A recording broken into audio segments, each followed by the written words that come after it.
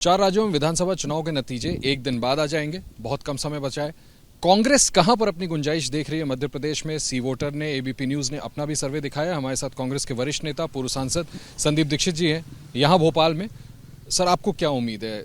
आपने जो exit polls भी देखे, एबीपी न्यूज के एग्जिट पोल में आप लीड कर रहे हैं, सरकार बनाने की स्थिति में आ जाते हैं, लेकिन कुछ और पोल्स कुछ और भी कहते हैं। देखिए, अगर आप कहें, वैसे ये कोई साइंटिफिक बात नहीं है, लेकिन कहते हैं ना, गट फीलिंग होती है जगह घूम के, और मैं पिछले 4-5 महीने से यही हूँ, तो मुझे ये लगता है कि जो आपका सर्वे आया है अमूमन उसके आसपास आना चाहिए। मेरे ख्याल से आप लोगों ने 120 से 130 या 113 से 137 113 से, हाँ, तो 137 तो मुझे नहीं लगता। मतलब मैं आपकी अपनी फीलिंग बता रहा हूँ, मुझे लगता है 120-125 के आसपास। लेकिन एक बात मैं बताऊंगा, यही प्रदेश अगर हम माने तो करीबन 3 से 4 महीने पहले या 6 महीने पहले ये 150 सीटें आराम से कांग्रेस को दे रहा था। एक थकान हो गई थी, एक जो भ्रष्टाचार की बातें निकल कर आ रही थी, जो आम इंसान की ज़िंदगी में असर करने लगी थी भारतीय जनता पार्टी के भ्रष्टाचार के कारण, वो लोगों के अंदर गई थी। और ये बात कि लोगों ने 17-18 साल में, हाँ, ये मुफ्तखोरी की, फ्री फंड की, जेब में पैसे आने की तो स्कीमें देखी। मध्य प्रदेश में जैसे एक आर्थिक बदलाव की लोग बात करते, चलिए भाई सड़क तो सभी बना रहे हैं, थोड़ा बहुत बिजली हो गई, वो भी अगर आप सही में कभी आर्ग्यू करेंगे तो पता चलेगा कि दिग्विजय सिंह जी के आखिरी सालों में जो काम हुआ उसका नतीजा है, पर चलो उसमें मैं नहीं जाता हूँ। लेकिन जो एक मूल बातें जिसे कही जाती हैं, आर्थिक विकास की, औद्योगिक विकास की, नौकरियों की, उसमें ये राज्य जो है बहुत पिछड़ता हुआ चला गया। तो इस तरीके से एक, लोग कहते हैं एंटी इनकम्बेंसी नहीं है, थकान है। मैं कहता हूँ आप थकान कहो या कुछ कहो, लोगों में ये आ गया था कि अब भारतीय जनता पार्टी इससे आगे हमें कुछ नहीं दे सकती है। एक आशा जो थी एक निराशा में परिवर्तित हो गई थी। उसके बाद जो कांग्रेस ने अपनी, हमारी जो औरतों की पेंशन वाली स्कीम थी, उसका जो हम लोगों ने प्रचार प्रसार किया, उसके रिएक्शन में जो शिवराज सिंह लाडली बहना स्कीम को लाए, वो मैं इतना ज़रूर कहूँगा कि सरकार ने उसको बहुत ज़्यादा मेहनत से इम्प्लीमेंट किया और उसका एक असर हुआ। और उस असर के कारण कितनी कांग्रेस की सीटें घटती हैं, कितना वो लोग वोट इंक्रीज करते हैं, ये साधारण कहना तो बहुत आसान नहीं है। लेकिन मुझे लगता है कि 150 से 155 की जो बहुत आसानी से कांग्रेस को सीटें मिल रही थी, उसमें 20, 25, 30 सीटों की तो कमी आएगी। ये तो बड़ी बात आप कह रहे हैं। लाडली बहना योजना, आपको लगता है उससे कांग्रेस को नुकसान हुआ? एक ही चीज़ से हुआ।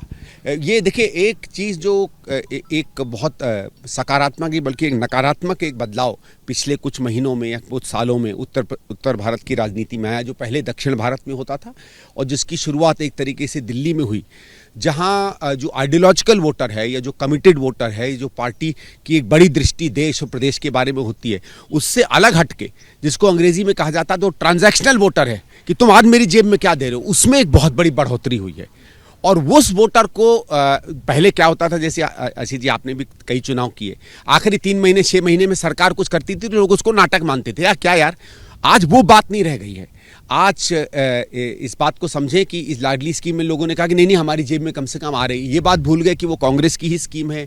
ये बात भूल गए कि उससे 100 गुना ज़्यादा सहूलियत जो है कांग्रेस और स्कीमों में देगी। तो उसका एक अंतर समझ लीजिए थोड़ा मोड़ा जरूर हुआ है। सर, फिर इसका काट आप लोग क्यों नहीं ढूंढ पाए जब आपको लग रहा है कि लाडली बहना योजना का कुछ नुकसान हुआ है?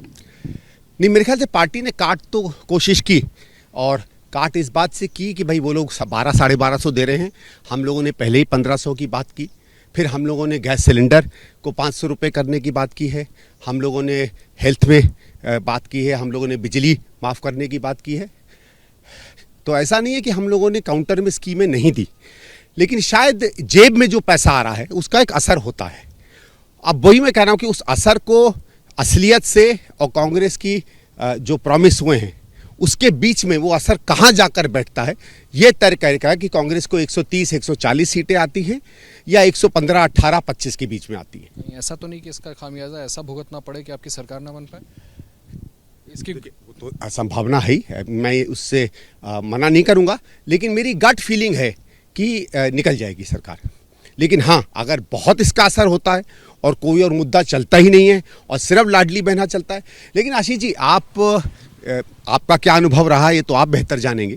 किसी से भी आप पूछ लीजिए जो मध्य प्रदेश के किसी भी इलाके में गया हो, और हर जगह आप कोई व्यक्ति से बात कर लीजिए, जर्नलिस्टों से बात कर लीजिए, पढ़े लिखों से बात कर लीजिए, मजदूर से बात कर लीजिए, सामान बेचने वाले से बात कर लीजिए, मजदूरों महिलाओं से बात कर लीजिए, ज़्यादातर लोगों में ये था कि नहीं भाई, ये बदलने वाली जब बात आती है ना, और देखा होगा पुराने चुनाव में भी लोग कहते हैं कि जब लोगों के अंदर में ये बदलने की एक टीस जिसको कहते हैं वो आ जाती है, तो फिर सामने कोई चीज़ और नहीं रोकती है, और वो टीस मुझे लगता है मध्य प्रदेश में इस समय है। बहुत शुक्रिया हमसे बात करने के लिए संदीप दीक्षित साहब, जिनका कहना है कि लोग चाहते थे मध्य प्रदेश का बदलाव, लेकिन लाडली बहना योजना शिवराज सिंह चौहान की कहीं ना कहीं उसका असर जरूर है, और ये देखना बड़ा दिलचस्प होगा कि इसका नतीजा क्या होता है। लेकिन अभी भी संदीप दीक्षित और कांग्रेस पार्टी को उम्मीद है कि किसी भी तरह से कांग्रेस सरकार बनाने में कामयाब होगी। कैमरामैन मनोज के साथ आशीष कुमार सिंह, एबीपी न्यूज, भोपाल।